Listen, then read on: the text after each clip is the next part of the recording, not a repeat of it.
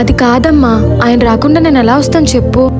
రాడే, అది రాడు, నిన్ను ఎక్కడికి పంపించుడు. పోయి రెండో పిల్లవాడిని చేసుకున్నా చూడు, అప్పుడు నీ జీవితం సర్వనాశనం అయిపోయింది. ఏంటమ్మా అలా మాట్లాడతావు? నా జీవితానికి ఏమైంది? ఇక్కడ నేను బానే ఉన్నాను కదా. ఏంటి బాగానే ఉన్నావా? నిన్ను చూస్తే అర్థమవుతుంది ఎంత బాగా చూసుకుంటున్నాడు అన్నది. రాదున్నంతకాలం దాన్ని హింసించాడు, ఇప్పుడు నీ జీవితంతో ఆడుకుంటాడు. అమ్మా, నోటికి ఎంత వస్తే అంత మాట్లాడుతున్నావు. అయినా నేను అన్నదాంట్లో తప్పే ఉందే. నాకు తెలిసి ఆ రాత్రి కూడా వీడే చంపుకుంటాడు. అమ్మా, దయచేసి ఇక్కడి నుంచి వెళ్ళిపో అమ్మా, ఇంకెప్పుడు మా ఇంటికి రాకు. వెళ్తాను. మనం చేసుకున్నా కదా, నీ కర్మ నువ్వే అనుభవించు.